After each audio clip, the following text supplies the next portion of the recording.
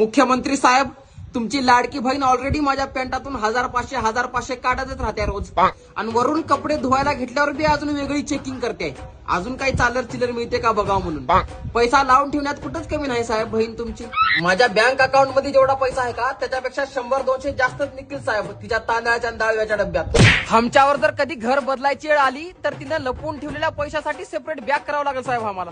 माझं अख्खं आउटफिट 1000 रुपयाचं आहे आणि तिचा एक झुमका 12,000चा आहे साहेब. दोन्हीचे मिळून 24,000. झुमके सुद्धा सोन्याचे घालते तिनं आणि मला बियर सुद्धा दोघात घ्यावं लागते. लेकराची फीस, दुधाचा वरवा, घरचं रॅशन, सगळ्या मोबाईलचा रिचार्ज, टीव्हीचं रिचार्ज, सगळ्या संसाराच्या गोष्टी माझ्यावर टाकल्या साहेब तिनं.